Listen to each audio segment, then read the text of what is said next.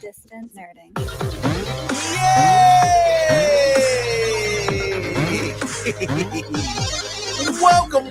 welcome, ladies and gentlemen. It's that time. You are now experiencing distance nerding. I am your boy, Young Phil. He's the Jamez 5000. She is Jen the Frey Girl. And we're here to nerd together. Nailed it for the 246th time. Talking about anything pop culture, news, movies, food, music, wrestling, comics, Comic-Cons, Tronicons, whatever you're nerding out on, we want to talk about it. Of course, ladies and gentlemen, if you're watching on YouTube right now, hit that subscribe button. If you didn't already do that, it really helps us out. Listen to on any of the podcast apps. Leave us a review, and remember, 5 stars helps us so much. Ladies and gentlemen, it's that time of the week. I'm very excited. This is like what I wait for all week, is to hang out with you guys and talk about all the fun stuff. You are now watching or listening to later on the Distance Nerding Podcast.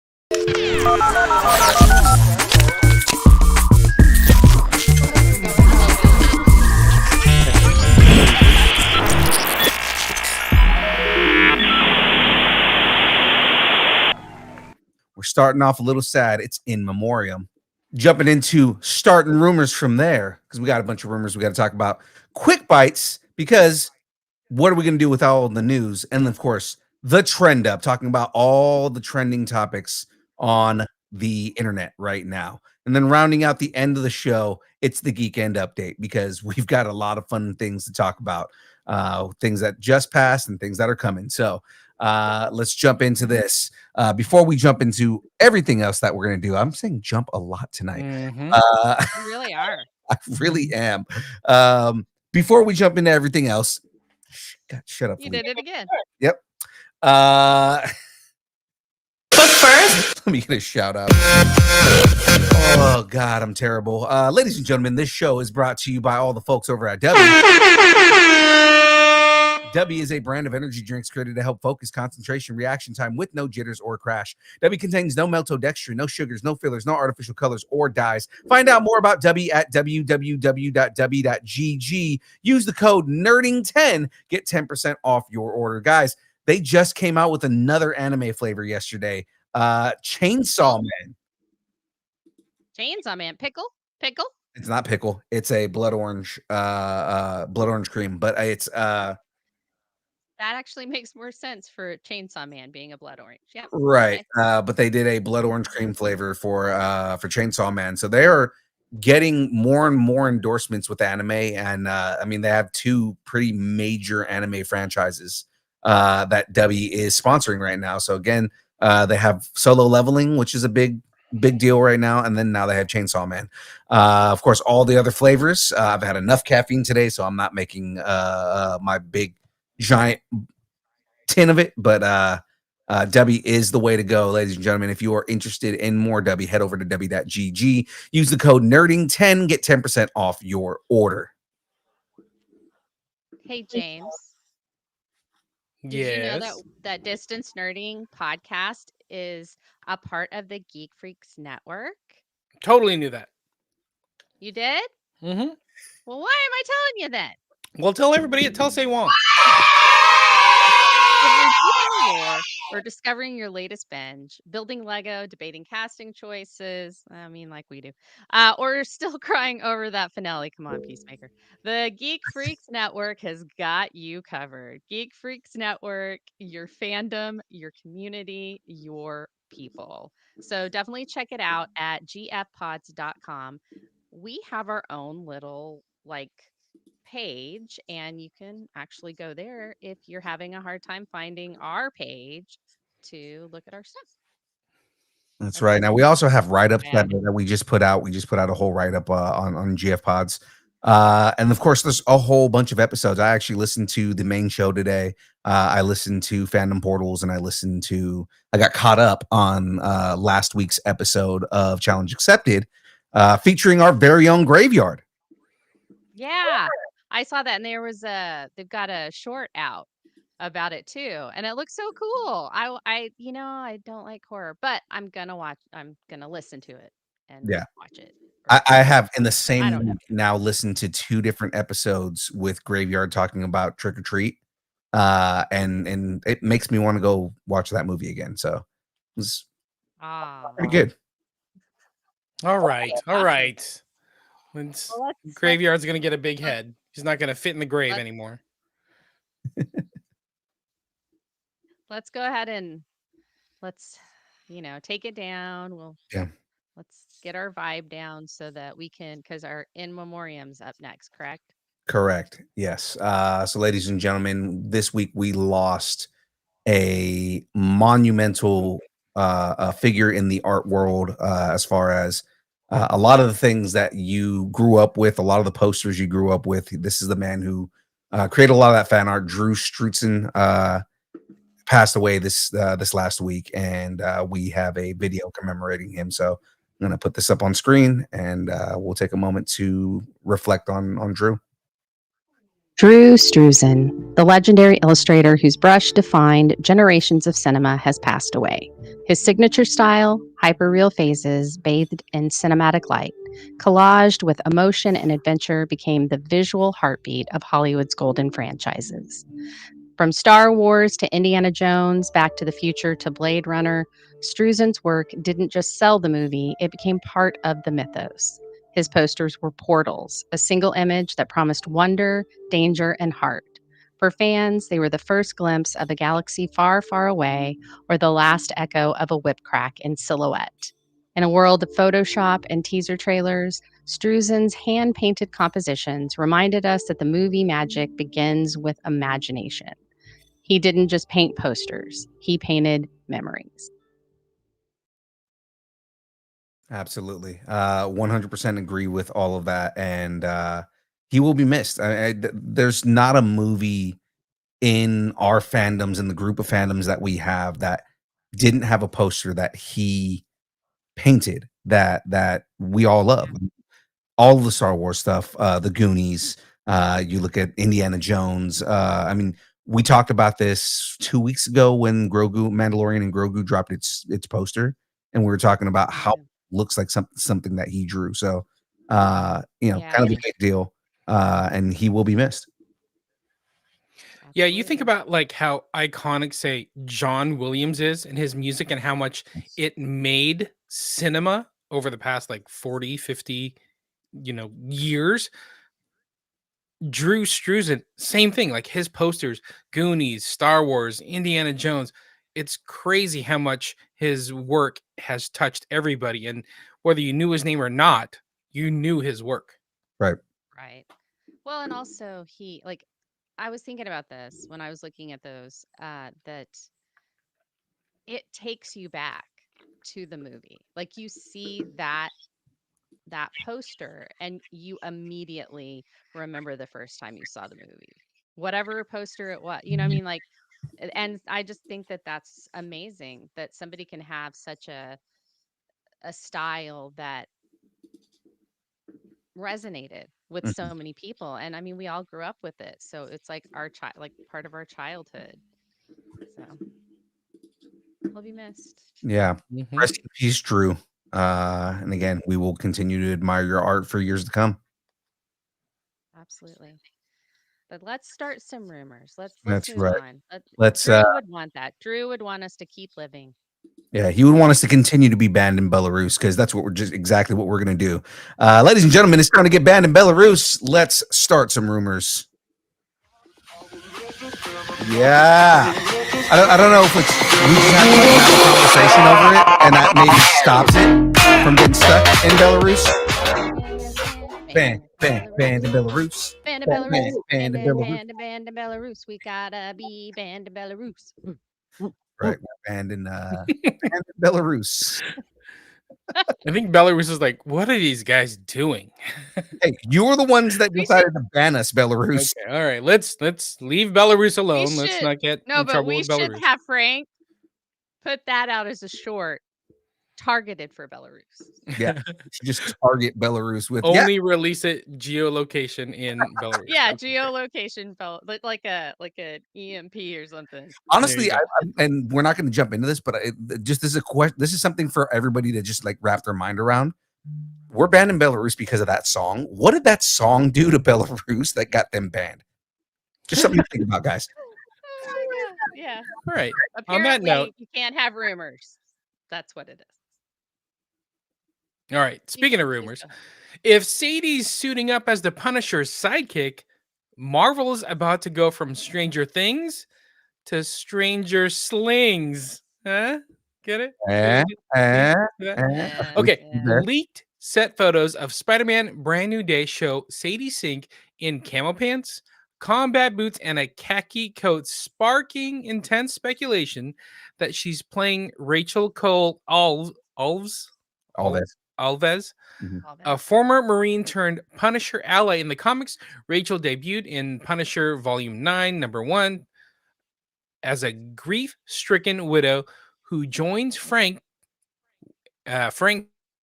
war on crime. With John Bernthal confirmed to return as the Punisher, fans are connecting the dots fast. Tacos on the table. Is Sadie Sink suiting up as Marvel's deadliest new vigilante, or is this camo just a red-haired herring? I'm not against this, and the thing is my only issue with Sadie Sink playing Rachel is I feel like Sadie Sink is still too young. But at the same time, it's not out of the realm of possibility. Yeah, I mean, I mean, I go haven't ahead, seen her in a couple years, since the True. last Stranger Things, so she could have aged up. Yeah, I yeah. was gonna say that she could. I mean, she's probably what? She's not a teenager anymore. She's in her 20s, I think now. But there it's if it follows the comics, she's getting married, and then this all happens. So she could have got married young. I mean, honestly, that could be it. So I think my only thing is just because her character is supposed to be a Marine herself. And I guess, you can be a Marine out of high school, 18. She could be 22 if she did one one tour of service. Could be a bit of an Yeah, origin story type thing. Yeah. and I mean, they may not even really touch on that the Marines thing. Mhm. Too. I mean, we don't know. Like, we won't know, and it's a rumor. I'm excited about it just because I really don't want her to be Gwen Mhm. or actually a Mary Jane or May or like May Parker or like I'm like or Jean Grey. I don't want her. It's like I don't want any of these things to be Yeah. having the Punisher there makes it seem like this is more likely than say uh Mayday Parker. I just Mhm. Yeah, and so I'm not otherwise, I'm not, don't get me wrong, I'm not against her playing Rachel. I think that she's a good enough actress that she can do that. We don't know what her action chops are because she's done light action in a horror show, but I mean, that's not to say that you can't do training. There are plenty of actors who go through all of the stunt training and can go through the shooting training. I mean, you look at Keanu Reeves and how, just insane he is when it comes to his weapons training. So I mean, that all came from just training for a movie. So I'm again, I am not against her being Rachel. Just my hang up is the last time we saw her, she was still a teenager. It feels like she might still be too young to play the character, but I don't know. James is right. It has been 3 years since we've seen her. Mhm. So she may actually be age appropriate. So My tacos are on the table for this, and 1, I didn't see this coming. 2, this would be a good way to introduce somebody like Sadie Sink into the MCU, Mhm. but without any baggage. Nobody's going to have some preconceived notions on what Rachel's going to look like or act like, or even care, what she's going to be. But the downside is, it's a character that may be a one and done. She may not be there for the long haul as far as the MCU goes. Or she might be a ground level Bucky. You never know. Ground level Oh. Bucky on the ground. We love ground level Buckies. Mhm. All right, I'm going to keep it going. All right, how many last stands is Hugh Jackman gonna have, despite Logan being the swan song? Hugh Jackman's return in Deadpool and Wolverine cracked the multiverse wide open, and now insiders claim he's sticking around. Rumors suggest he's already part of the script for a Deadpool sequel and could appear in Avengers Secret Wars or beyond. Marvel even announced a new actor for Wolverine in a 2026 project, hinting at a possible dual claw era. Tacos on the table. Is Jackman really going to play Logan till he's 90, or is Marvel just milking one last multiversal lap? What do y'all think? Frey, what do you think about Hugh Jackman coming back? I'm hoping it's gonna be a one thing. So my tacos are off the table that it's gonna be super like he's gonna be doing it for a while. I want, if he shows up in Secret Wars, great. That'll be fantastic. Mwah. Goodbye, Hugh Jackman. And then bring in somebody else because dude's getting old. And I really feel bad for him and I really don't want him to break a hip. So I'm saying no. It'll heal, right? The hip will heal. He's getting older, so it's going to take a lot longer. Right. My tacos are on the table that he's coming back, and it's mainly because of the way that he has gone about it in the past. He said when they did Logan, his whole thing was, I'm done with the character, I'm done with keeping up this body. But a lot of it was because he wasn't believing in the stories that they were telling. And now that it's a part of Marvel, and now that he's in stories that actually tell a kind of accurate version of Wolverine, you're getting all these these kind of aspects of Wolverine that they weren't allowed to do in the Fox universe. Now you can get into his alcoholism, you can get into how violent he is and everything like that, and Disney's all for it. So I feel like he's at a point where he's like, as long as I can keep up the body and I'm not killing myself, I think that I'm willing to continue doing this character. And the other thing is because he does still look like himself. And that's the thing about Logan, is that Logan is ageless. So as long as he still looks the part, I think he's willing to continue playing the character. I do want to see another actor take up the mantle, but at the same time, I'm not upset with him continuing on, even though he's way too tall for the character. Right. Yeah, we need to show some tiny guy love, right, James? Kevin Feige, what happened to representation? Our little king energy. Exactly. We need some short king energy up in here. We need short Wolverine. We need Puck. Are Canadians just short? Is that really what it is? I don't really know. We need Puck. We need short Wolverine. Oh, what is going on here with these? Deadpool's 5'10", so he's 6 foot right. Wolverines. Well, but yeah, there's also what Sasquatch. Sasquatch is Canadian. He's what, 8 feet tall? Massive. Yeah. Yeah. So I was like, I think it's a median. It's law of averages. Law of averages. And when we talk averages, we mean average height or below. Right, James? Right. Hobbit size. Yeah. We need a hobbit with claws. That's really what we're looking for in the Hobbitess. That's what we want. Okay. I'm just picturing Sean Astin. Hey, trying to be Wolverine. At the end of the show, we're going to talk about this. I hung out with Sean Astin this weekend again, so it was great. That's it. Sean Astin as the next Wolverine. That's Wolverine. You know how much he would love to play that character? He would love it. You know how much it he would be love amazing. to play Wolverine? In the 51st Dates tank top, always doing like bicep curls, that'd be great. That'd be awesome. Okay. You knew who else he could play? Nova. Yeah. Or unless he's Glen Powell. Glen Powell is never gonna give you up, never gonna let you down, never let you run around and hurt you. Okay.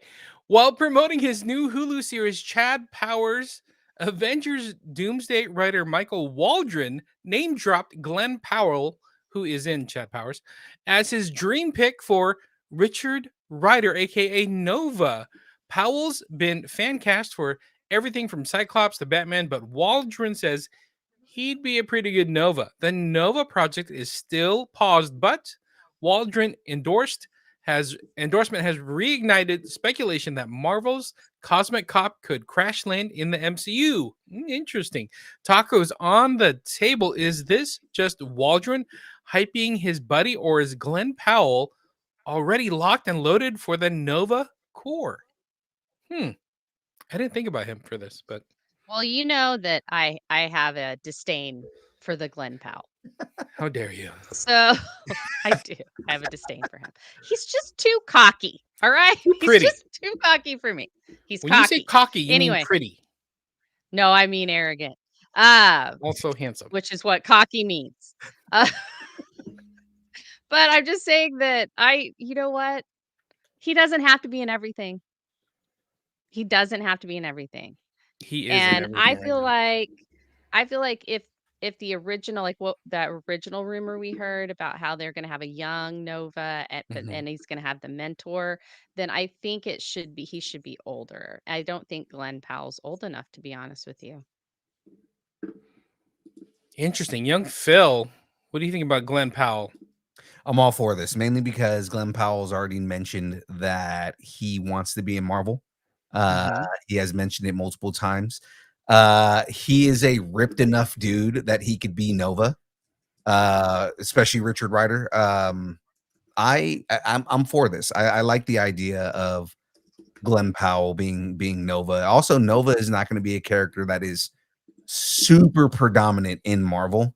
He's going to be one of those, like, every now and then comes in kind of guys, so. Interesting you say that, because what if they have Nova and they want to introduce Nova and they get sex symbol Glen Powell, and then they have Captain Marvel over here and she just kind of fades away into the background and we just move forward with Nova. My thing I thought you were going to say. Oh, go ahead. I was gonna say my thing with Captain Marvel. I don't think she should fade away. Now that we're getting mutants, I think she needs to be absorbed away by Rogue. Oh, see, that's what I'm talking about. That's good. That's good. Okay, we just made it happen. Hear that? I agree with that. You listening, Kevin Feige? You got that? Manifesting. Or James Gunn, you too? Are you listening? Okay, let's keep it going. All right. George Lucas, this one's for you. From stinky to star player, Rhoda's glow up might be the most unexpected redemption arc in the galaxy. I can't believe we're talking about Roda the Hutt. Roda the Hutt. This is crazy.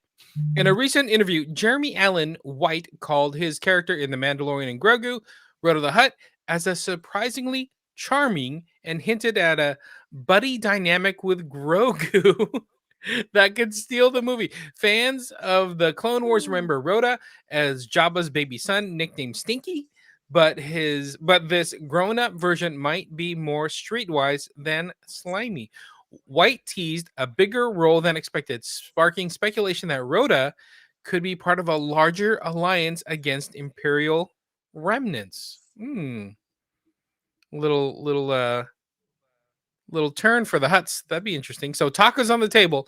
Is Roda the Hutt really about to become the galaxy's next breakout star, or is this just Bantha Poodoo? Young Phil, what do you think? I've been very against Roda the Hutt, and it's mainly because I feel like it's a waste of Jeremy Allen White to have him be the voice of a character who frankly annoyed me in the Clone Wars. But the way they're describing it, it seems like he's going to have a bigger role. It seems like he's going to be more charming and lovable, which it really is just Jeremy Allen White in general, because Jeremy Allen White is a very charming, easy to watch guy. I don't know, him being a gladiator in the arena with like being Jabba's son. It's interesting to see where they're going to go with that. I don't want it to be cheesy the way that he was in the show. Like that was very cheesy and meant for kids. And it was like, hey, let's make a baby Hutt so that kids will like think this Hutt is cute. And no, it's I hated his little whiny ass self. So I'm hoping, but still, like I'm hoping that it is very much a redemption. They make him just like a straight badass. And this is like also would be the first time that we see a Hutt in a position where he's not just, you know, slowly slithering and, you know, eating. And, you know, every time we've seen a Hutt in Star Wars so far, they've been like, you know, like lazy monsters. So Dude, Being frogs have a carried lot of around protein, on bro. barges. yeah, like rolling on sail. Most of them have been rolling on sail barges. Look Book of Boba. You have two of them that the twins show up, and they're literally having to be carried around because they can't move. Jabba the Hutt has to Right. be carried around because he can't move. I mean, yeah, we did see him in episode 1 slithering around, but you know, even then, like, I want to see the Hutts in a different aspect, the same way that we saw the Gamorreans in a different light in what was it, season Yeah. 2 of Mandalorian. You know, like Yeah. I want to see what a Hutt looks like that is a threat, because the Hutts are supposed to be the biggest threat in the universe, right? I want to see what a Hutt is capable of doing that makes people so afraid of them. And you're gonna I'm get it. It's totally Rhoda. on board with this. And Mhm. I loved Stinky in Clone Wars, by the I way. hate him. And yeah, so I'm all my tacos. Take them. They're on the table. I'm looking at the chat and James immediately talking smack. JR's been out of the chat for what, like a month, and he comes in, he goes, I'm looking forward to this movie. James goes, JR, relax. Road to the Hut isn't considered a kaiju. Well, he might be a kaiju. Look at those muscles. You know what I'm saying? Like Ripped. he's He's massive, dude. Roda the Hutt's got some green milk protein shakes on tap. Getting Yeah, those there you go. getting those gains. All right, okay. Let's keep it going with some Star Wars. All right. Will Hera finally give Thrawn the L he deserves? Ooh, interesting. In a red carpet interview, Weinstead teased that General Hera Syndulla will be in on the action quite a bit more this season in Ahsoka. All right. After playing a strategic support role in season 1, Hera's stepping into the spotlight with more combat, leadership, and emotional weight. With Thrawn's threat escalating and the New Republic in chaos, fans are speculating she'll lead a major resistance push, possibly even commanding a new ghost crew. I like this. Tacos on the table. Is Hera finally getting the screen time she deserves, or is this just another tease from the Rebel sidelines? Frey, what do you think about Hera? I hope she is. I want to see the Hera that we had in Mhm. Rebels. I want her back. I want that. Are, are you questioning my orders? Kind of thing. Like I want that Hera. She seems too diplomatic in Ahsoka, or she has been like, oh well, we got to go back and we got to do things. And she's got her son now, and it's like, look, you let Ezra get into so much crap when he was your son's age, girl. Look who you have become. Like she has Mhm. the title of general for a reason. Like, how do you go from just Yeah. piloting your own ship to a general in an army? Like, You let's see how she got blow there. up some stuff. Yeah, I'm always You down to blow up blow the up. right stuff in the right place. Yeah. And that's actually something that I was thinking about right now was, you know, Hera's now a general. So, you know, she's had an entire journey. And the fact that they're recognizing her as a general and that she has this command, I want to see more of Hera and her in a position of power. Mm-hmm. Yeah, don't you feel like knowing that Thrawn's back is gonna really get her goat? Absolutely. Yeah, she's gonna be out for blood. She's got a space goat. Is that what I heard? Yes. It's Thor. Oh, Hey, I'm just gonna throw this out there. I'm gonna bring it all together. But Road to the Hutt's got all these muscles, got all the gains, and we know Hera is single over Oh. here. Maybe it's a tail thing. You never know. Do not put that kind of disrespect on on Kanan Jarrus's name, okay? Oh. Oh no, Hey. he did it. Hey, you know what? Even if he's a Put some force respect ghost, on even if Kanan's he's a force ghost, even if Kanan's a force ghost, he's not going to see what's going on. All right. See what he did there? Oh my you put gosh. some I got respect jokes. on Kanan Jarrus' name, okay? I got jokes. All right. Transition to the download. We're stirred the pot, spilled the tea, and we'll never unsee buff Roda the Hutt unless you're Hera Syndulla. Now's the time to leave the rumors behind and plug into the download. So before I hit the button, Jen, you make fun of me for like doing behind the scenes stuff. He literally read the transition as a line. I know. I know. Oh God. We'll talk about it after the show. Let's go into the.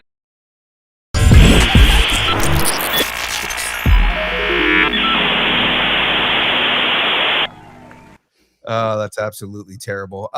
So for more news, trailers, reactions, check out the Distance Nerdings and post. Let us know what you're nerding out on. We want to talk about all the things you guys want to talk about. So let's jump into the first story here, because I am ready to slay all day the way that Demon Slayer has. Ladies and gentlemen, Demon Slayer Infinity Castle is now the highest grossing international movie ever in the US, surpassing Spirited Away. The anime epic continues to dominate the emotional stakes and jaw-dropping animation. Tanjiro really sliced through all of the competition, and I'm all for it. I still haven't watched this movie, and I really need to. I haven't gone to the movies at all, but I have not seen any movies that I want to see. That's kind of where I'm at in life right now. I get it. Yeah, I haven't seen it either, but I wasn't planning on watching it. I haven't seen the others, so. Yeah, I want to see this. I definitely want to see this, but even at that, I'm very happy that it's been so well received. Highest I think it's grossing great. international movie ever. That's so nuts. Oh, Shacy said it was so good. I'm gonna take your word for it. I do need to go see it though. It's not not that I don't want to go see it. It's more that between the last month has been nuts between like 3 different cons and my sister's wedding, and I just have not had time to do anything. So is that a movie you went and saw? My Sister's Wedding? Yeah, it's a movie I went to go see, My Sister's Wedding. Okay, anime fans in the chat. So tell me, do you have to watch the entire series to see the movie that's in theaters, or is it enough to like dive into this movie that's Infinity Castle that's in theaters and go watch that separately? So let us know. I was gonna say I'll tell you. Oh well, yeah, we'll let the chat know. I'm not gonna jump into that. So let's jump into the next. Don't spoil it for them. Yeah, I'm gonna jump into the next story here. So staying in the realm of anime, because we're splintered but strong. Netflix has renewed Splinter Cell Death Watch for season 2, keeping Sam Fisher's stealth saga alive. The animated series blends espionage action and tech paranoia with slick visuals. The real question: does going stealth have any side effects besides being awesome?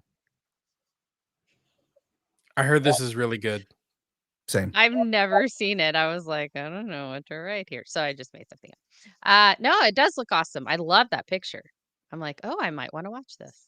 Yeah, I'm a fan of the games. Tom Clancy's Splinter Cell is a really good game, so I'm very interested in seeing how well the series is. I was unaware that it was on Netflix, so I need to watch it now. Oh, there you go. I was watching Comic Book Nation, comicbook.com, and Matt, shout out to Matt Aguilar, Matt Swagular. He was talking about the Splinter Cell Death Watch, and he said it was amazing. So that got me excited, and they were showing the clips and talking about it, and they said this is an adaptation that makes sense. So I'm like, oh, okay, cool. I like it. I'm gonna watch it. Absolutely. That's awesome. So let's jump into the next one. Keep it moving here.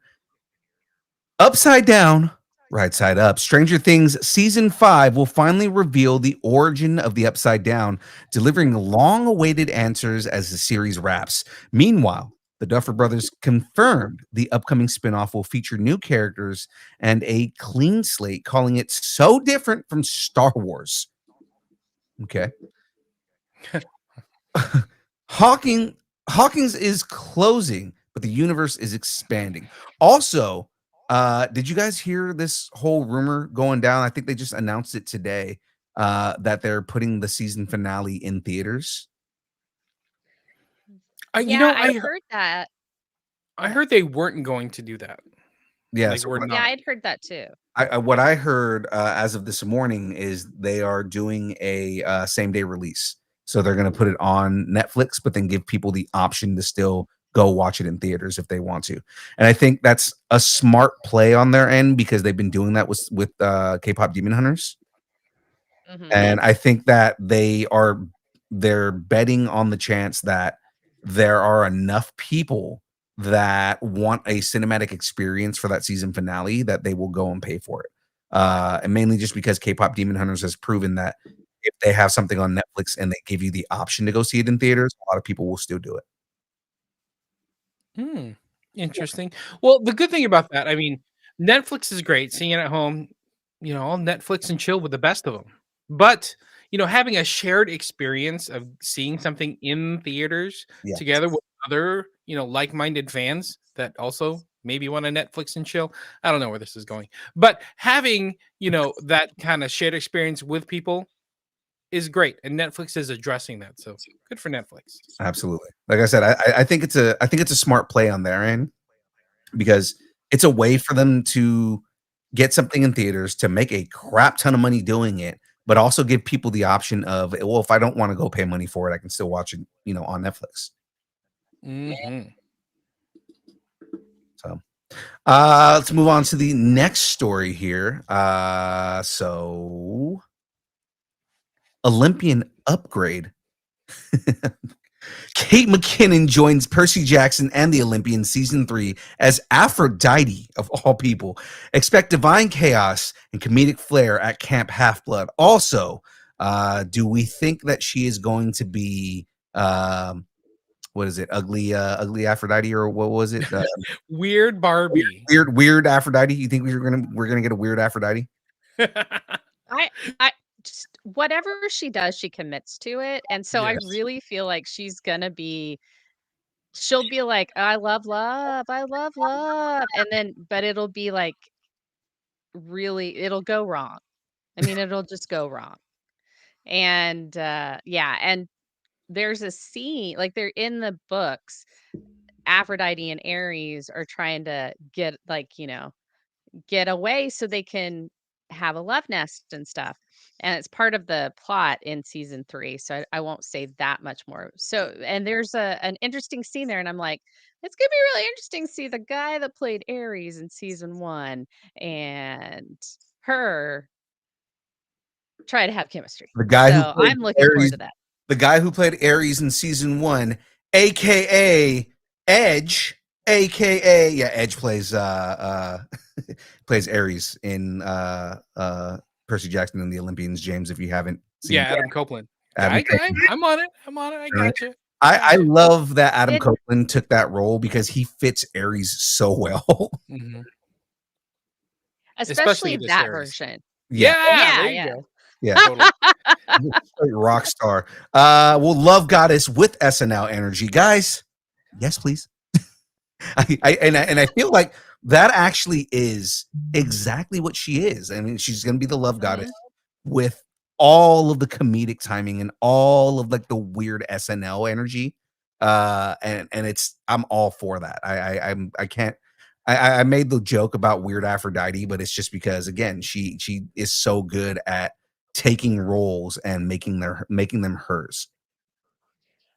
Yeah, I was gonna say, like, so they've got who's it? Jason Mantzoukas is Dionysus, and then her. It's like they're getting off kilter or like very specialized comedians to Mhm. come in and do these gods roles, and I find that I find it exactly what they should be doing, but I also find it extremely hilarious, and I feel like Zeus needs to be like some major comedian that's like crazy pants comedian. Like, I don't know who they'd get. Bert Kreischer, maybe. Oh my God, Bert Kreischer as Zeus would be ridiculous.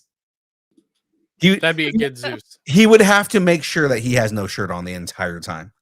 Right. Yeah, no, he wouldn't. He'd just be wearing like white jeans with like a gold belt or something and just walking around with like a gold solo cup because you can't have a red solo cup. And like it just be Bert Kreischer, but And like, just like give him as a white, like paint his beard white, but like bedazzle it. exactly. Bedazzle Just- in his beard, and it just be like, yeah, the baby gods did this. yeah. Be like, yeah. Man, he could even like shout out his daughters. It would be hilarious. They won't do it, but it would be hilarious if they did. I Mhm. would pay money for that. Put that in the theaters. I would pay money to see Bert Kreischer as Zeus. Well, let's if nobody else has any comments on this, we'll move on. Moving on. All right, let's move on.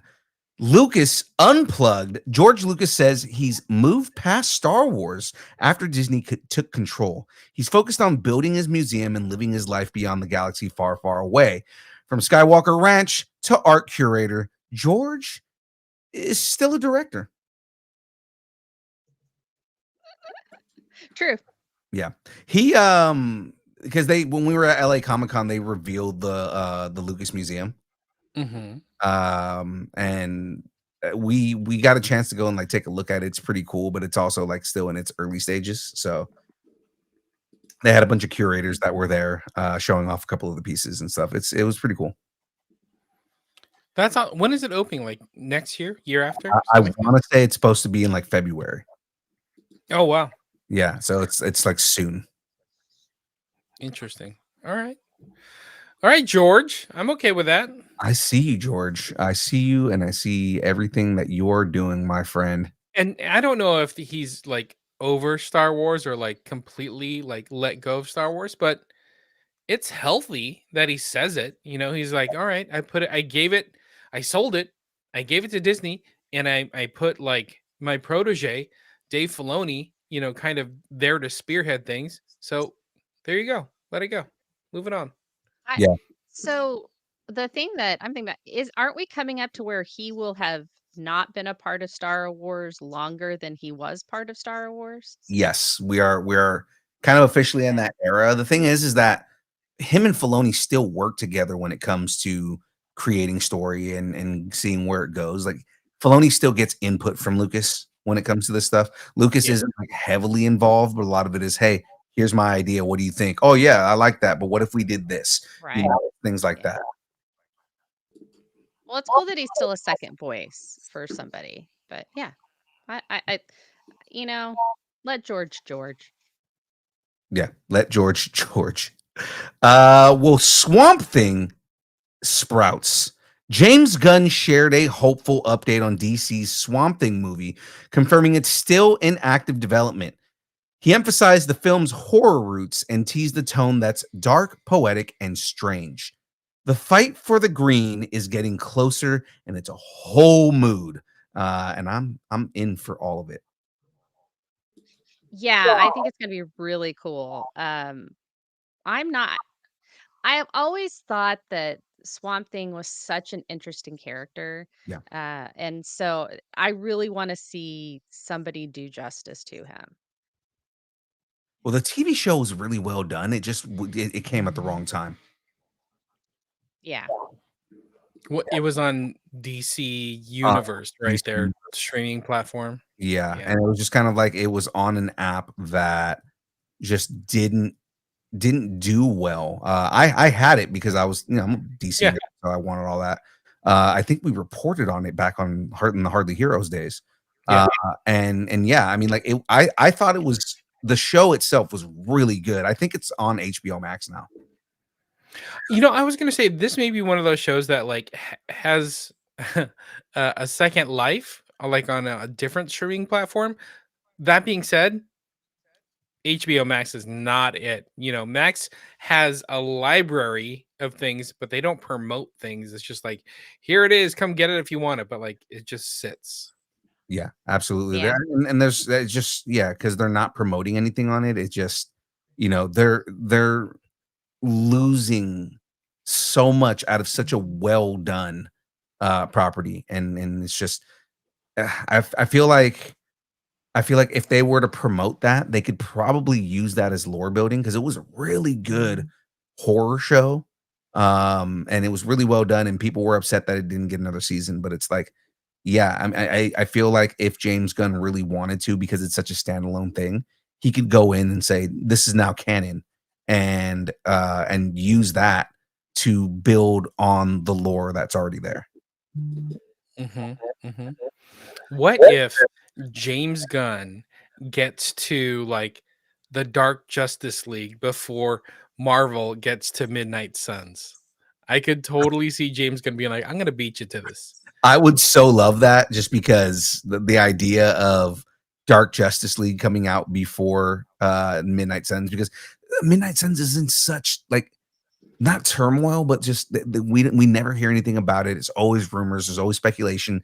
We still don't have the majority of the characters we need introduced in the universe, even though Feige keeps saying, not Feige, sorry, Feige keeps saying that I get him and Filoni mixed up every now and then. Feige keeps saying that he wants to reintroduce Ghost Rider, and he wants to bring in Blade and everything like that, but it still hasn't happened yet. So I don't know. It's interesting to see where that's going to go, but we're speculating even more, and we need to move on. Oh man. All right. Nightfall Rises. The upcoming Batman Nightfall animated movie will feature Tim Drake's Robin. Screenwriter Jace Ricci confirmed the fan favorite character will suit up. So why is everyone afraid of Robin in short pants? Seriously. Yeah. Like, because Tim Drake, just so happens to be the one that doesn't wear short pants. Convenient. Convenient. I am so ready for one. Tim Drake is one of my favorite versions of Robin to begin with. I do love I absolutely love Dick Grayson. He is my favorite Robin, but Tim Drake is close second, and followed by Damian Wayne is finally starting to creep his way back in. But I mean, like Tim Drake, just because when he grows up, even before he becomes Red Robin, when he grows up and he's got that bow staff and he's got like the armor, he's just beating the shit out of everybody. And he's such a badass for like the acrobatics that he has after like just training with Dick Grayson and just getting better at what he does. I am a massive fan of Tim Drake's version of Robin. So I mean, I am happy that they're choosing this version. I believe he was also the Robin during the Nightfall storyline anyways. Yeah, he was. Yeah. So I was just like, really? But you know what? The short pants will live on in Batman 66. So He's the most like adjusted Robin. Like he's the one with the least amount of issues. So I think they should True introduce that. him. Yeah, they were having like, I don't know. I guess there's something like somebody's going to take over the cowl or whatever. And they were like, who would you pick or whatever? And I'm like, well, Nightwing's already done it. So I don't think he would do it. And he wouldn't do it. I think Tim Drake would be the one that would actually be the best successor to Batman. It's probably going to be Damian, but it should be Tim. Tim is also probably next to Dick Grayson, one of the best detectives out of all the people in that group of people together. He's also the smartest one. So like Tim Drake is the tech guy out of everybody in that whole group of people. So it's like he's a combination of Alfred and Batman without all of the dad baggage. Even though his dad was like a criminal and they had all these I mean he does have kind of daddy issues, but I mean at the same time he's so kind of, to steal the words from Jen again, so well adjusted for who he is. Tim Drake is definitely I agree with you, Jen. I feel like Tim Drake would be the best successor to Batman. Next, I mean, yeah, because Dick Grayson already has his own beat. He doesn't need to be Batman. So, And he's done it. He did it. Oh, I don't want to spoil anything for Nightfall. Never mind. for those of you who don't know, go read Nightfall. That's all we're gonna leave it at. Some of it's really ridiculous. I mean, honestly, some of it is really ridiculous. But the end, it's worth it. Yeah. It's freaking worth it. You also get the most formidable version of Bane out of anything, and there's that introduction of Bane was absolutely insane. And Yeah. he's so new at that point that Warner Brothers decided to make him, muscle brained idiot when they put him in the movie, because they were like, oh, he's really buff, so we're gonna make him an idiot that's on a bunch of steroids. No, It's a luchador mask. oh my god, he's the only person to ever outsmart Batman the way that he did. Anyways, let's let's move on. Alias alert, because Alias. Never mind. Marvel exec Brad Winderbaum gave a cryptic update on the return of Jessica Jones, saying there always is a chance she could reappear. With Daredevil Born Again reshuffling its cast and tone, fans are watching closely for signs of Kristen Ritter's comeback. Don't call it a comeback because, well, reasons. I like this. I really loved the Jessica Jones series on Netflix. I Mhm. mean, it's on Disney Plus, but I loved it. I really loved it. That first season was probably one of the best seasons of Marvel, I think, hands down.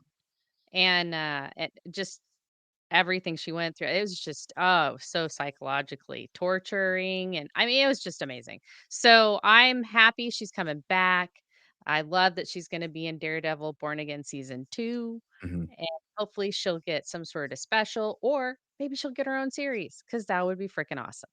Yeah, I mean, the way that they introduced Purple Man, I've been saying for a while that we need, not only because of who plays Purple Man, but we need Purple Man back because he is such a formidable villain for what he's capable of doing. Basically being able to control people, like mind control people without even thinking about it. Like we need more Purple Man in this world. And I just need more Jessica Jones. The relationship she has with all of the characters, and I want to see her and Luke Cage like officially together. Officially together, like Roda the Hutt and Hera Syndulla, that kind of official, like ship them. Stop Stop trying to make Rodd-ula happen. Oh, see?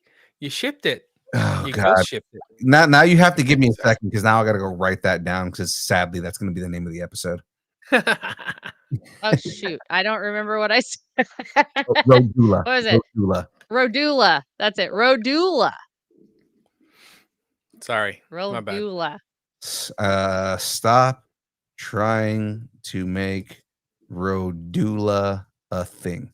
A thing. Kind of like stop trying to make fetch a thing. Exactly. That's the name of the And episode. that's a callback from the Friday. Right. 'Cause that's exactly why I brought that up. Because it was a callback from Friday's game night. All right, let's move on to the next story here. If this new Prison Break doesn't come with a VPN and a firewall, what are we even escaping from?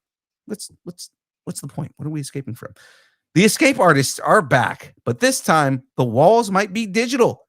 Hulu's Prison Break reboot promises a new kind of prison, and fans are already decoding the tagline. If they break out of the cloud, we riot. We really do. I mean, so are you in a prison of your mind? Is that what they're doing? They're trying to be smart like that? So what they're doing is they're taking a page from Vision Quest, because that's all in Vision's head, and he's doing the robot peyote. Now they're actually doing real peyote, and they think they're in the Matrix. And then we see Keanu Reeves will stop by for a second, and then that's when they escape.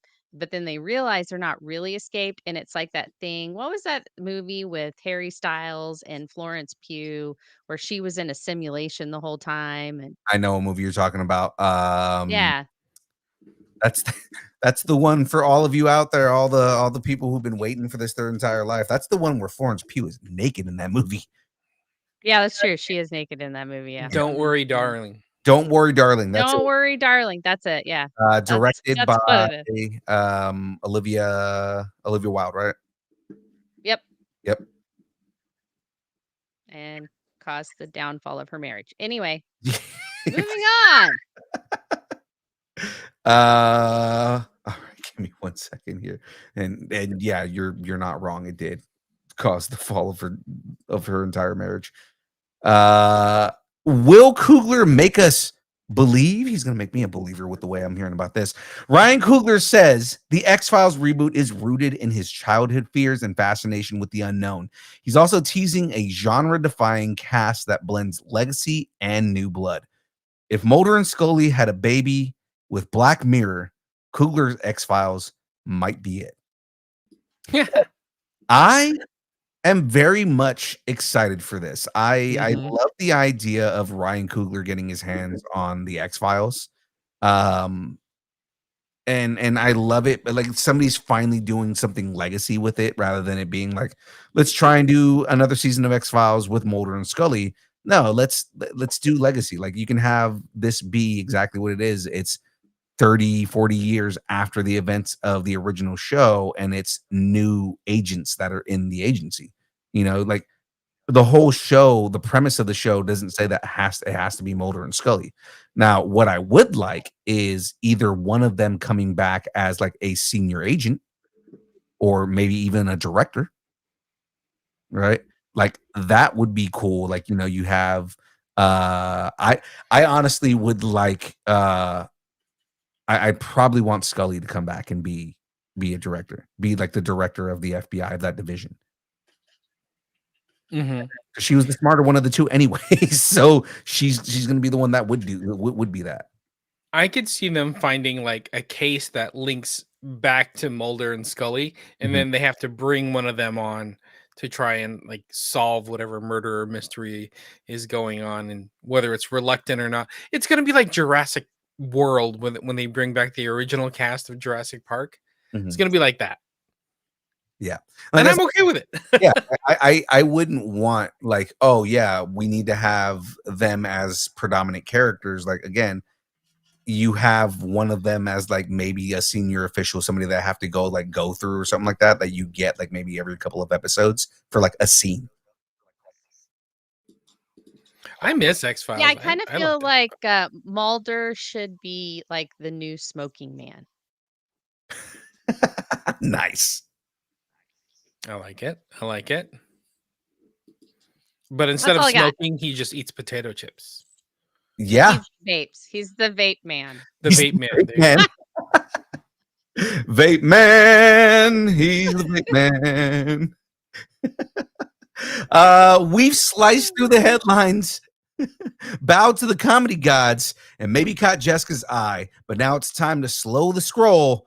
Let's zoom out and dig in. These are the stories shaping the fandom, stirring debate, and for a matter of fact, trending up. Ladies and gentlemen, let's get into the trend up. Is this mutant foresight or a prequel to franchise fatigue? Marvel Studios is going all in on X-Men 97 with executive producer Brad Winderbaum confirming that seasons 4 and 5 are already in development, despite season 2 still being months away. The move suggests Marvel sees the animated revival as a cornerstone of its multiversal strategy. Say that fast 10 times. For longtime fans, this feels like vindication. The show's first season was a love letter to the original, and its success proved that nostalgia can still drive canon. But the early renewal raises questions about creative flexibility. There's also the risk of overextension. Marvel's track record with multiversal storytelling has been hit or miss lately, and some viewers worry that X-Men 97 could be burdened with too much narrative weight too soon. But even under the Disney umbrella, not every franchise gets the same vote of confidence. While Marvel mutants are multiplying, One Legacy's sci-fi reboot just got derezzed. Tron Ares was positioned as a sleek reboot for the franchise, with Jared Leto, you can change the picture, Oh. leading the charge, and Tron 4 quietly in early development. But after Ares underperformed at the box office, Disney has reportedly pulled the plug on the sequel. The reversal highlights the risk of premature franchising. Studios often greenlight sequels to signal confidence, but when the current installment stumbles, it can feel like a missed fan appetite. In this case, the casting of Leto sparked mixed reactions from the start, while others questioned whether Tron still had cultural relevance. The bigger issue, Disney may have underestimated how much the fandom had evolved.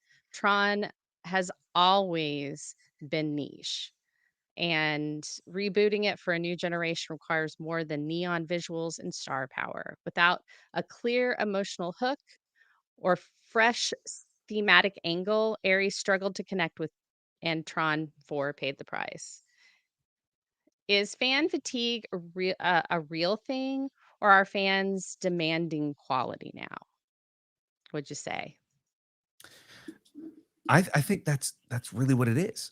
I think in the end, fans are tired of just being pushed, having things pushed to them that are just like, here's a franchise that everybody loves the idea of, but we're just gonna push things out at you. Like going with X-Men as a concept, right? Starting off with X-Men on this. X-Men 97 was an absolute hit, right? Bodemayo did a lot of amazing work in what he did. Now, of course, Problematic had everything that he did on there. They let him go, but then they brought back Larry Houston for season 2. And that's a big deal. Larry Houston, the original architect of the original show.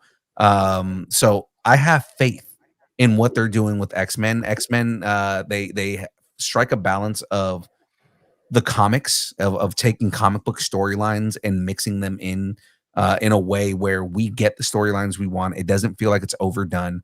And at the same time, we're getting a very quality love letter to X-Men, whereas with Tron, my biggest issue with Tron is there's not enough love put into the series, and there's not enough care to. It's kind of what I was talking about last week, where people are tired of giant spectacles with no story.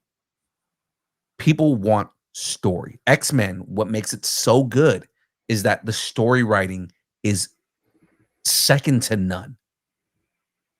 Whereas with Tron, they're not focusing enough on the story and telling the right stories for people to care about it. Like everybody was going into Tron Ares expecting it to be this profound commentary on AI and the future of the world and kind of the state that we're in right now. And it just ended up falling flat, and it had no commentary on it whatsoever. And I think part of that is also Disney in fear of what's possible and not taking the risks and just going, well, Tron Legacy did okay, so we're going to do Tron Ares. And again, it's not Jared Leto. As much as a lot of people are, have their issues with Jared Leto, from what I understand, Jared Leto was not the problem with the movie. The movie itself, the writing in the movie was the problem with the movie. And I think just people are tired of it. People are tired of giving all these studios a pass just because you gave us more of a property. But you gave us a property with no soul. So I've said my piece. You guys go ahead. Let me chime in just comparing X-Men 97 to Tron Ares. You could see what they're doing wrong. Like X-Men 97, It's nostalgic. It hits all the beats. Everything we love about the original is brought back, but refreshed, right? And made for an older audience. Tron Ares, it felt like they hid the story too much and hoping that people would just grab onto it because it's nostalgic. Mhm. But they didn't tell. Like, I don't even know who Jared Leto is. I know he may come into the real world, but like, okay, what does that matter? We got robots. I got a vacuum. He's a robot. Is he AI? I don't know. He knows how to crawl around the room. Is that Tron? It feels like Tron. But I don't know. I just don't think they sold this enough. They didn't put enough marketing behind this. Mhm. And like, I couldn't tell you one other actor in this movie, one other character. Well, Jeff Bridges. Jeff Bridges always makes it into these movies somehow. And But Hassan Minaj was in the movie, but I mean, like his character was so minor, and it's like Hassan Minaj. That's kind of a get for as far as like comedians go, and like a guy who was got a lot of screen presence. But it's like you didn't really do anything with him. You made him kind of like the bumbling guy on the side, and it's like he's why from not? Sacramento. Yeah, he is from Sacramento. Why not bring back Flynn? I mean, the legacy story ended with Flynn. Why not bring Flynn back as even as an antagonist? Flip the story, flip the script, make Flynn. He went from being this total anarcho, just he was an anarchist essentially. He's like, I don't want to live in this world that we're in. I live in a Connex, and I really just want to blow up the world, even though I am the majority shareholder of the company that I'm ruining. Right? You make him the antagonist in saying, like, you know what? He turned a new leaf, and now he is the CEO of the company, and he is forming AI after the experiences that he had going into the grid. Now it's like, okay, well, now we're gonna take this AI and we're gonna make Tron what it was originally meant to be. It is a program that protects the servers that we have built, right? And I am creating Tron, and in a blowback, Ares comes into the real world as an AI protection program that becomes a person, because technically he would be an ISO if you go into the lore of Tron, of the Tron universe, right? Because Tron is an idea now. Tron is no longer a program. But that's the thing. Like, is he a good guy? Is he a bad guy? He jumped from the program into the real world. Am I supposed to root for him? Am I supposed to like Right. root against him? I don't know. They didn't tell me enough. Right. They And just told me a cool light cycle, and that's about it. I think that's what they try to do, is they tried to sell you on the visual things on there. And that's where I was saying is that's where people are fed up. They're tired of what the fan fatigue is in all of this is people are tired of just give me something that you want me to buy, because I'm tired of that. I'm tired of being shown, hey, that's a cool light cycle, but what else are you going to give me? Give me a good story. Because when people go to the movies, they want to see a good story. I'm sorry, Jen. Go ahead. No, you're fine. I was just wanted to let you finish. You were on a roll, so I was just letting you finish, letting you wear yourself out. So my thing. Okay, here's my thing with X-Men 97. The only thing that I question is how flexible are they going to be? Like, yeah, season 1 was amazing, but they were tying up a lot of loose ends. They were getting it to where it needed to be to bring new stories into it. And I feel like, they did a really good job of that, but season 2 would be the pivot. It's going to be, hey, these are newer stories. How do you guys like these? And I'm just like, are you sure you want to do 3 additional seasons without any additional fan feedback? Right. And that's kind of where I am with the X-Men thing. I am so happy they're doing it. Don't get me wrong. My little fangirl heart is just super excited about it. But I'm just like, I feel like creative flexibility is a good thing.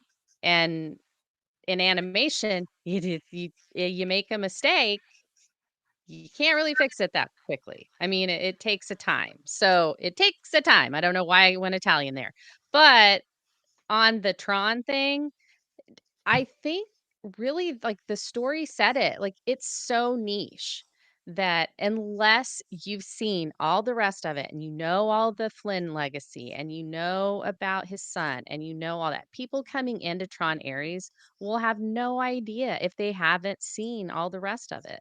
And so I'm just like, and then having Jared Leto, I was not gonna go see it because it had Jared Leto in it, but that is because I don't like Jared Leto. I have Right. been very open and honest that I dislike him, and I have disliked him since he was in my so-called life, okay? He was a teenager then. This was the 90s. So, I'm just saying, I have had a long hate relationship with Jared Leto.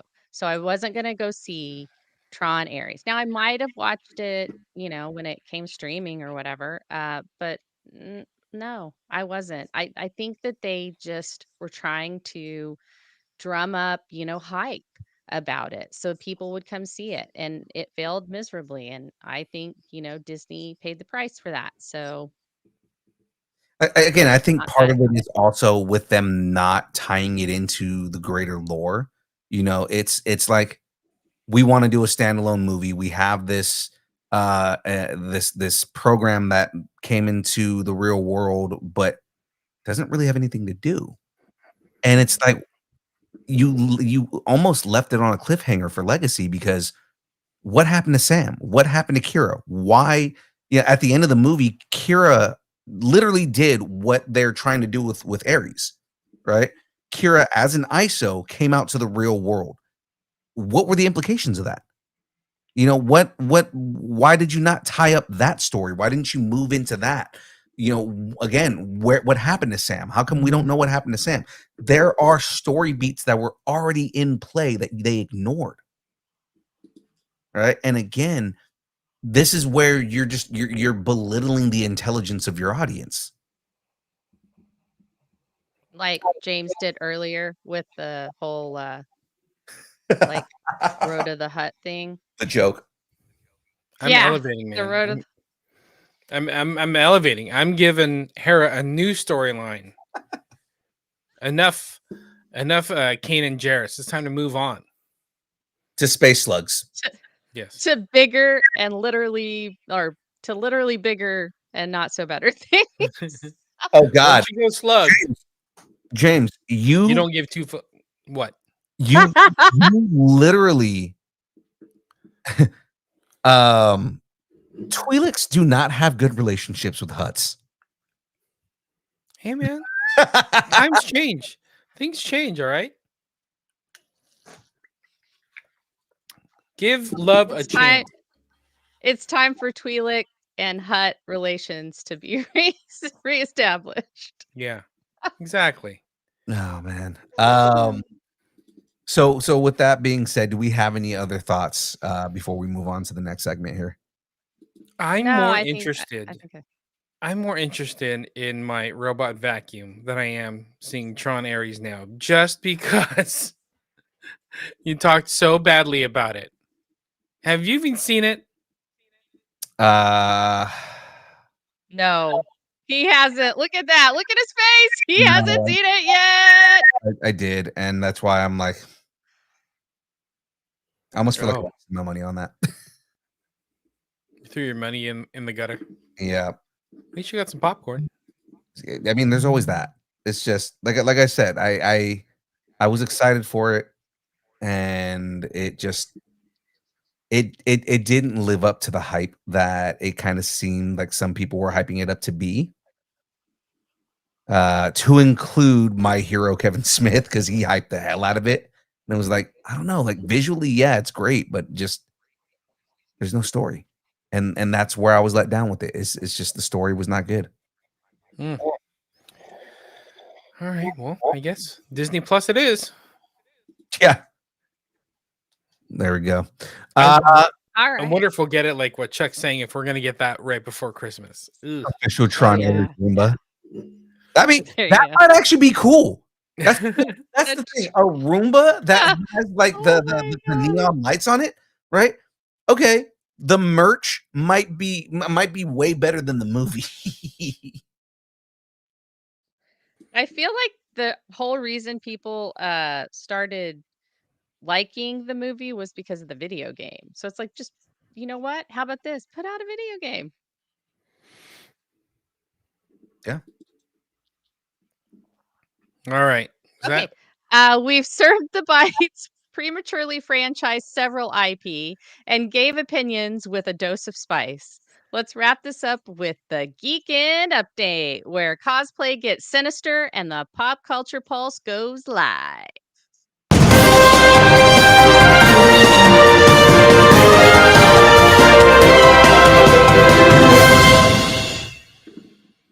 All right, well, ladies and gentlemen, this weekend we had a whole bunch of fun. We went out to another con. This weekend was Sinister Halloween Con in Sacramento, and we had a chance to go and hang out and take a whole bunch of pictures and got a whole bunch of cosplay stuff. But here to talk about the entire con, because they went both days and went there. It's our good friends, our con correspondents, our amazing cosplay family. Ladies and gentlemen, it's the DeLong fam cosplay.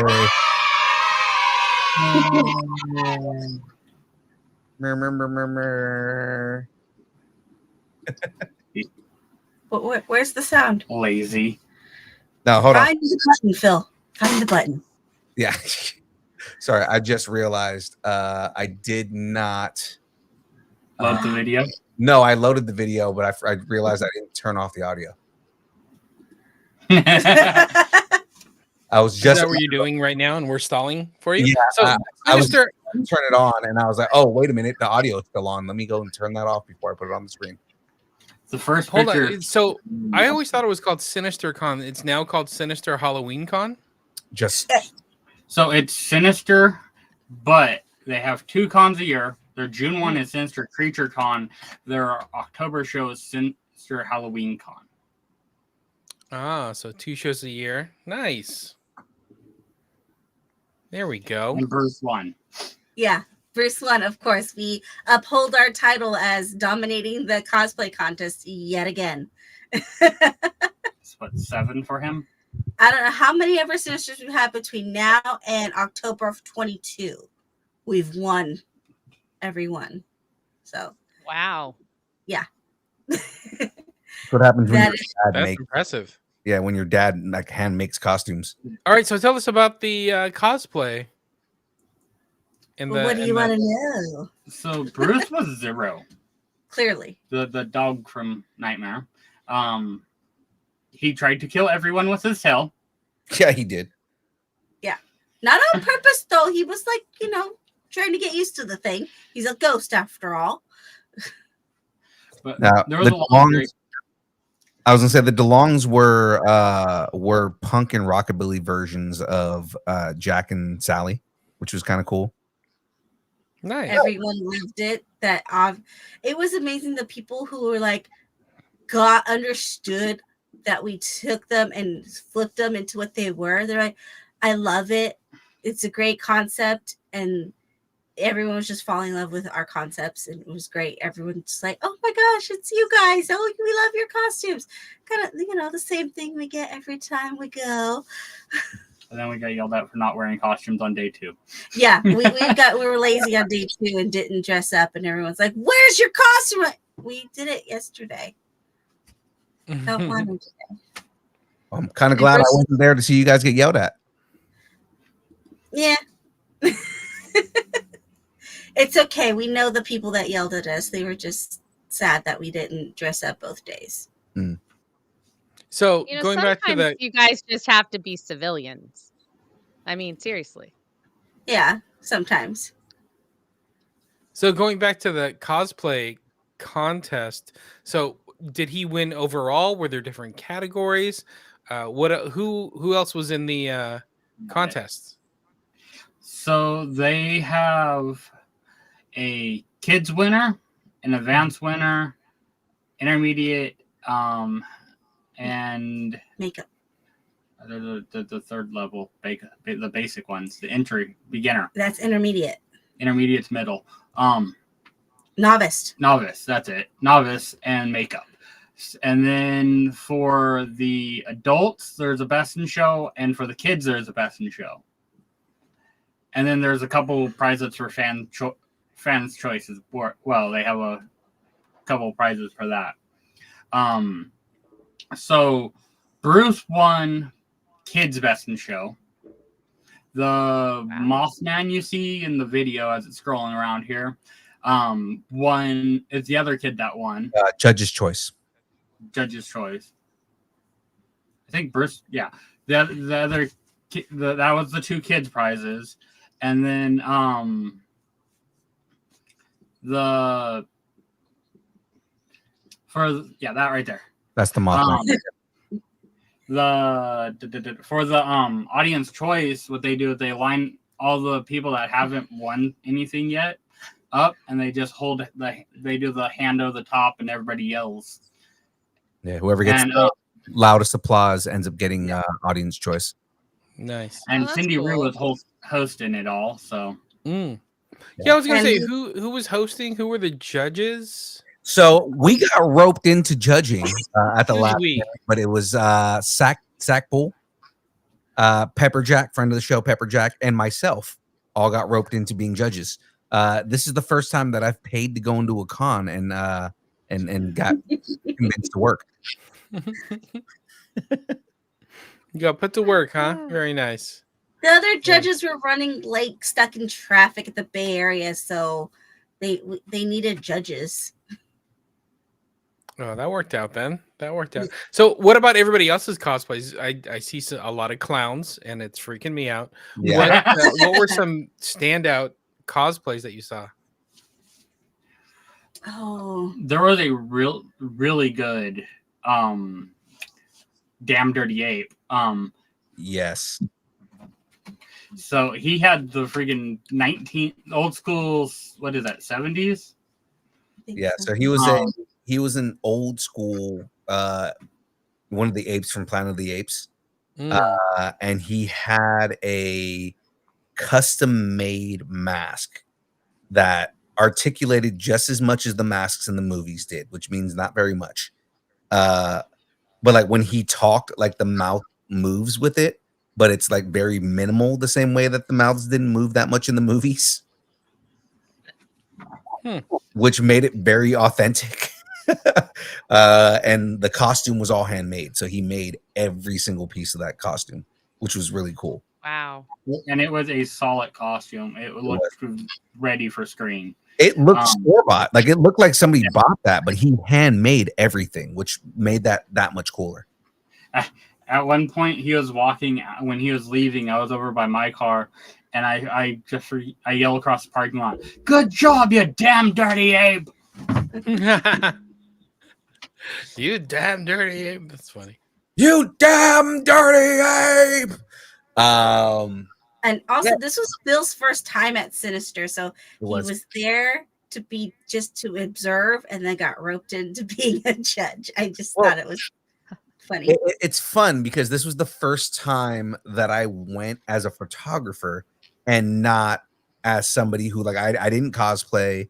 I wasn't originally. I mean, I did end up being a part of the cosplay contest, but I wasn't there as a vendor. I wasn't there hosting anything or anything like that. It was me taking pictures and just I ended up taking like over 100 pictures over the course of the show. So I mean, like, I don't know who you are. You took pictures? What? A lot of pictures, man. But I mean, that was the reason I went, was to take pictures. Good. Yeah, you know, a lot of pictures. Yeah, so like you can see, I mean, pretty much the majority of the pictures on here are pictures that I took. Nice, very nice. Brag. Humble brag. Not so humble brag. So what else was that besides the cosplay and the amazing cosplay that we saw? What else was going on at the Sinister Halloween Con? I see a friend of the show. There's Lord lots of friends of the show. Blood-ura? Lord Blood-ura was there. I got to go and talk to Lord Blood-ura for a minute. Nice. He's doing well as always. But Jen, I mentioned this earlier. Speaking of friends of the show, all of a sudden I'm forgetting his name. Sean Astin? Sean Astin. Sean Astin. Oh yeah, Sean that's Astin was what- there. Sean Astin had a massive line the entire time we were there. And towards the end of the day on Saturday, because he was only there on Saturday, his line got like really short to the point where it was inside the building. So Yeah. me and Sack Deadpool decided, well, let's get in line. We're not gonna like buy anything, but let's just go stop by and say hi, right? And Sackpool goes and talks to him for a minute and is just like, I want to congratulate you on, getting into the next round for, potentially being president of SAG and, all this other stuff. And, they had a little conversation for a minute. And then I get to him and I was like, I don't know if you remember me, Sean. And he looks at me and he's like, your face is really familiar. Right. And the agent sitting next to him goes, yeah, you look really familiar. Right. And I was like, so I was the host on stage at Gem State Comic Con. He goes, oh my God, I remember you. Right. And we go into having a conversation. And I was just like, yeah, man. The only thing is Jen didn't send me any yellow travel biscuits. He goes, God, they were so good. Lambus bread. So he remembers your cookies. And he was talking about how good those cookies were. And we just I'll give him some cookies. Oh wait, sorry, no, he's my dude, yellow travel biscuit husband. Yeah, Chuck is in the chat, okay? But like, so I ended up having this conversation with him, and I offered him to come back on the show again because I told him what happened with the interview, and he was like, "Oh, dude, that sucked. Too bad we're not recording this right now." And I was like, "I know, because I wasn't prepared to actually talk to you today. I didn't think your line was going to be short enough for me to come by and say hi." But he did express that he's potentially interested in coming on the show at some point, just to have another conversation. He was like, definitely after I'm done with this whole campaign, because between doing what little Comic Cons I'm doing and this, filming what I'm filming, and then do this campaign to be president of SAG, I don't have time for anything. And I was like, no, I assume you don't have time for anything, dude. Like, come January after the election happens, we'll have another conversation. He goes, no, absolutely, man. He goes, you guys were fun, and I would love to have another conversation with you. So I give my card back to the agent, and it's funny because the agent goes, I remember you now. I was like, I wasn't gonna get him off the stage. Oh, I was like, I wasn't gonna get him off the stage. That's the thing. Is what do you want me to stop Sean in the middle of a conversation that he's having? I was like, I did try at least twice to say we need to wrap it, and he was like, okay, that's fine. I'm gonna keep talking. Yeah. And Sean was like, I wasn't gonna stop talking to my fans, so you can get mad, but it doesn't matter, right? so like, what do the agents say? No, she just shut up after that. But it was like, we're like, not shut up, but she was just like, yeah, okay. But then she took my card and she was like, yeah, no, after the campaign, we'll definitely talk about potentially having him come on the show and talk. So That's awesome. I think that's going to be amazing. If it happens, it's amazing. If it doesn't, you know what? We still had our moment with him. We've had, I've now had multiple moments with Sean. So I mean, like and I'm not jealous at all. Yeah, but I wait, mean, did you bring him a Dutch Bros? I got him a Dutch Bros. But I 100%. He's meeting him the second time. He is absolutely the amazing man that he seems to be. He seemed to be that first time, even more so the second time. So that's awesome. That's awesome. That's so great. That's awesome. James didn't meet him. I've met him more than James has. Yeah, you have. There's also sorry. So also at the show, there's a professional pumpkin carver carving a pumpkin there. Yeah. Wow. And he's actually about to be on our show, not this week, but next week. Nice. Just in time. Oh, that's gonna be fun. So actually, let's move into that, guys. Let's talk about DeLong Fam cosplay and you guys' page. Give us a quick little plug here. Go. Okay, so yeah, we are on the road to 200 still, guys. We still need like, I don't know, 60 something subscribers subscribers so we can give away all kinds of prizes. We're making the prizes still, so we can give a lot of stuff away. We have a lot of other things going on. Jeff is bringing out this beauty. If you don't know Bluey, then it's just a fun unicorn for when you do your D&D. It is also in the dark. Yes, it glows in the dark. I've seen it. That's pretty awesome. cool. James, that looks like something you need to win. Nice. Kids love it. You can just buy them some dice and let them just roll. It's Good way to put it. I love what's the name? that. Unicourse. It's Unicourse. Yes. Mhm. I love it. So tomorrow we'll be on live at 6 p.m. Pacific Standard Time. And Jeff will be doing what again? I will be painting Perry the Platypus's feet. Harry the platypus. A platypus? Harry the potty Perry the platypus? It's for Bruce's Halloween costume because him and his aunt decided he was going to be Perry. They've made everything else but the feet. They asked Jeff to help Wow. make the feet. Is he going to make the noise? Yes, it's Bruce. Is Jeff going as Doofenshmirtz? Possibly, if I can get it done. I have like 3/4 of the thing done. So we'll see. I love if he- Phineas and Ferb. I love it. So I'm all on board. Tell him Auntie Jen is like 100% approves. Jen, Not you that missed he it needs my then. approval. You missed it then. LA Comic-Con, the entire cast of Phineas and Ferb was there. I wish I would have known about that one because I would have loved to go over to that one. we were probably running around though, We were, working. Yeah. Yeah, they were in Artist Alley. because Oh, that's cool. Dan and Adam Savage are my two like goal people to get on. What's funny is Povenmire wasn't. He wasn't. Huh? He wasn't supposed to be there. No, he wasn't like scheduled to be there, but he just like randomly showed up. That sounds How like can you Povenmire. say no if he's there? I mean, it's Povenmire, right? Like Povenmire just does what he wants anyways. So it's like you have the entire cast of Phineas and Ferb, and then Povenmire just shows up, and he's just like, "Yeah, no, I'm here." I would have just told him how much he changed my life because I will never forget what an aglet is now. Oh God. Yeah, I never knew what those were called. Have you seen the reel where he goes, I didn't even realize it, but I was right this whole time, because apparently platypus, when you put him in a light, glow like that bluish green color when you put him in like a black light. Wow. So that's why Perry's That's blue. awesome. He knew. He put a platypus in front of one. He knew. Yeah, he knew. He's just playing coy. Platypi, platypuses, I don't know. Easy. Platypair, Family show. platypair. They're also very venomous. So it's like, Yes, they are. yeah. But not as venomous as Komodo dragons. Oh man, all these killer animals. Well, ladies and gentlemen, let's talk about the next show that you may catch us at.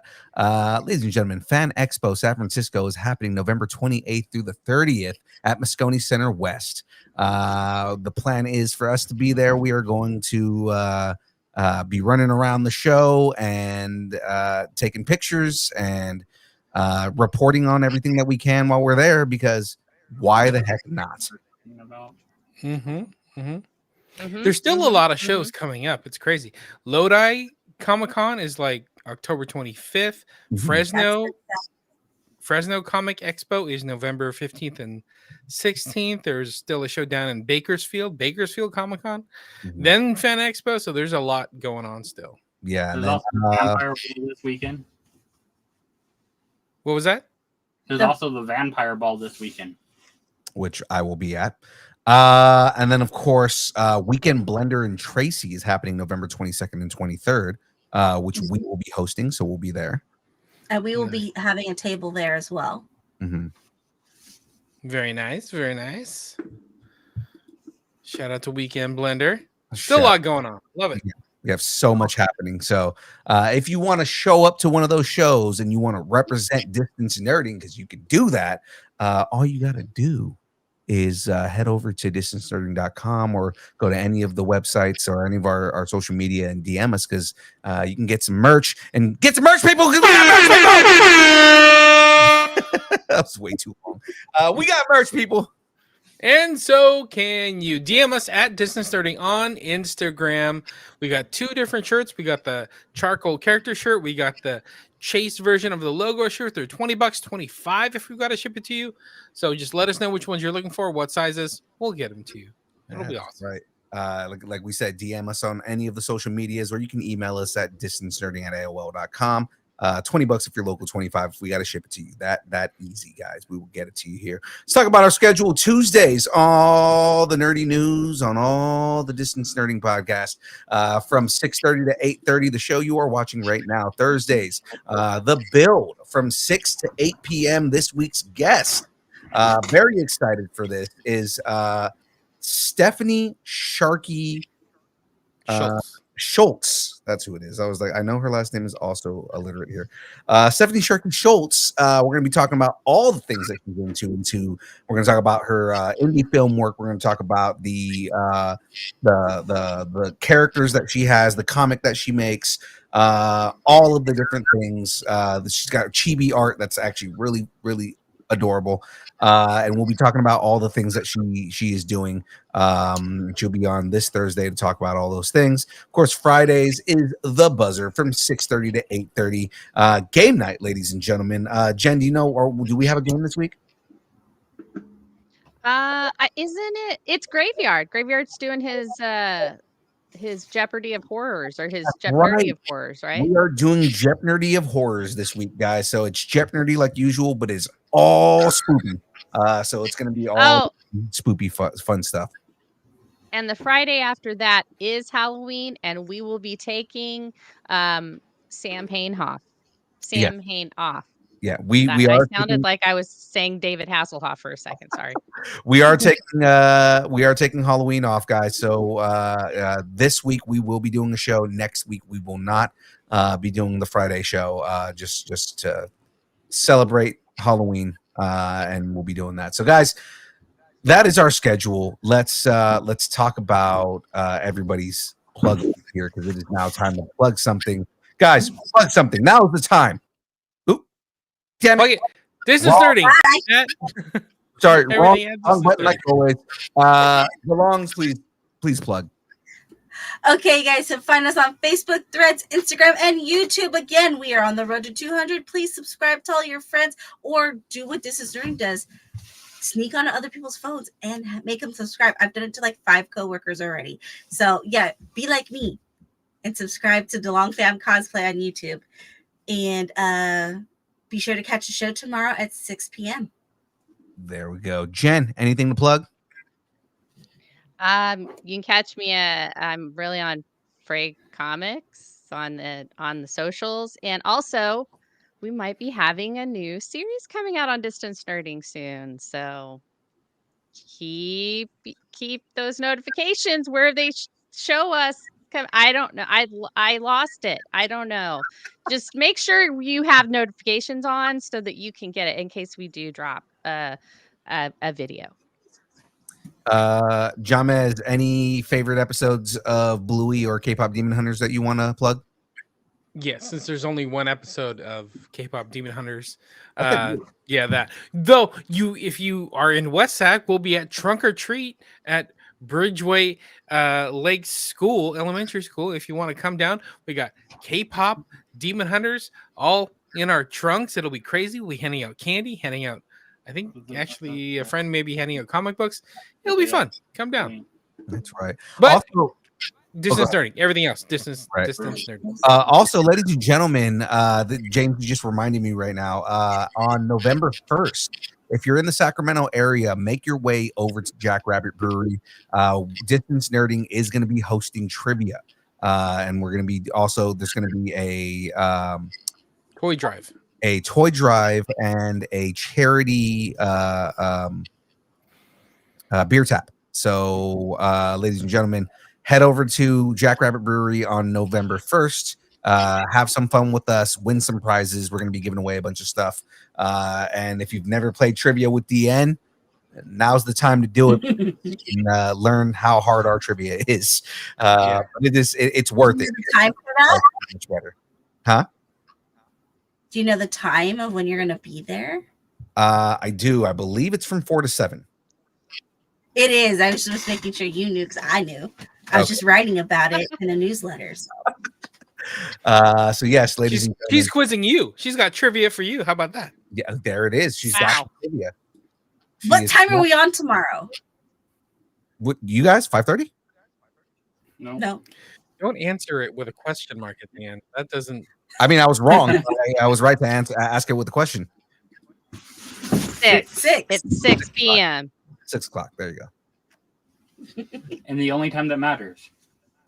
Pacific Standard Time. It's the only time that exists. Ladies We're and not gentlemen. having this conversation again, okay? Ladies and gentlemen, if you would like to support the show, best way to do that is to head to distanceNerding.com. Go up and tap that big blue button that says buy us a taco, and you can join the taco party. That's right, ladies and gentlemen, join the taco party. That is the best way to support Distance Nerding. Join the taco party. Makes it so that we can continue doing all the fun things that we do. We will do more shows and get you more prizes and fun stuff. I mean, who loved getting all those Legos, right? Which I've already sent out. So yes, Lego and prizes and fun stuff makes it so we can continue doing more things. Ladies and gentlemen, if you would like, I already talked about supporting the show. So yeah, have something you want to discuss, connect with us on every place, everything that's on the planet at Distance Nerding. If it's social media, we are there. Or send us an email at distancenerding@aol.com, and we will read it live on air. So ladies and gentlemen, that is it from us. James, take us home. Thanks, and keep nerding together. That's right. We will see everybody on Thursday. Everybody have a good night. Bruce, go to sleep. Bruce, go to sleep. Go to sleep, buddy. Go to sleep, Bruce. Good night, Percy. Distance Nerding.